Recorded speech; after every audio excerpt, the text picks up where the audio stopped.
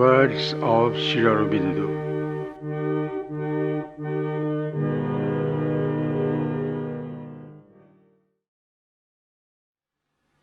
Psychic and rebirth.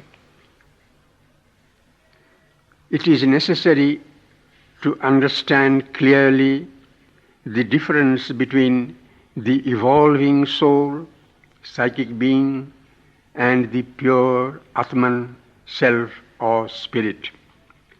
The pure self is unborn, does not pass through death or birth, independent of birth or body, mind or life, or this manifested nature. It is not bound by these things, not limited, not affected, even though it assumes and supports them. The soul, on the contrary, is something that comes down into birth and passes through death, although it does not itself die, for it is immortal, from one state to another, from the earth plane to other planes, and back again to the earth existence. It goes on with this progression from life to life through an evolution which leads it up to the human state and evolves through it all a being of itself which we call the psychic being that supports the evolution and develops a physical, a vital, a mental, human consciousness as its instruments of world experience and of a disguised, imperfect, but growing self-expression. All this it does from behind a veil, showing something of its divine self only insofar as the imperfection of the instrumental being will allow it. But a time comes when it is able to prepare to come out from behind the veil, to take command and turn all the instrumental nature towards the divine fulfillment. This is the beginning of the true spiritual life. The soul is able now to make itself ready for a higher evolution of manifested consciousness than the mental human. It can pass from the mental to the spiritual and through degrees of the spiritual to the supramental state. Till then, there is no reason why it should cease from birth. It cannot in fact do so. If, having reached the spiritual state, it wills to pass out of the terrestrial manifestation, it may indeed do so, but there is also possible a higher manifestation in the knowledge and not in the ignorance.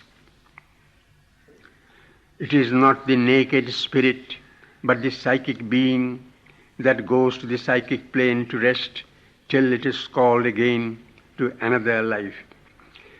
There is therefore no need of a force to compel it to take birth anew.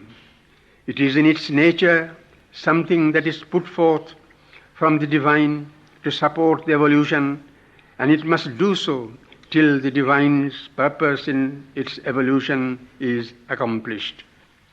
Karma is only a machinery. It is not the fundamental cause of terrestrial existence.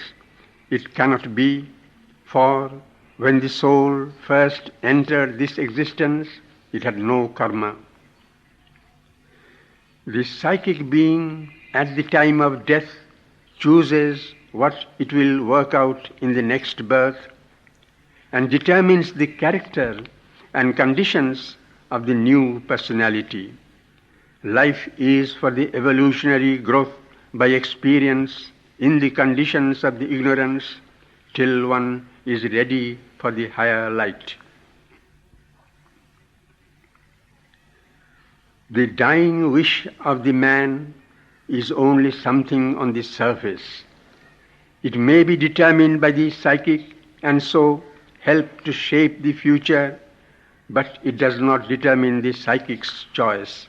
That is something behind the veil. It is not the outer consciousness's action that determines the inner process, but the other way round.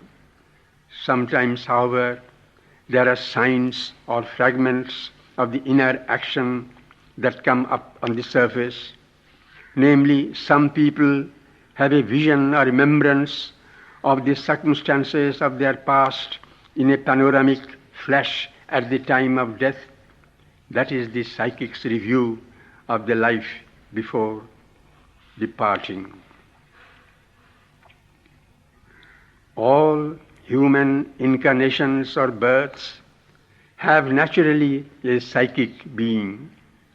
It is only other types, like the vital beings, that have not. And that is precisely the reason why they want to possess men and enjoy physical life without being themselves born here, for so they escape the psychic law of evolution and spiritual progress and change.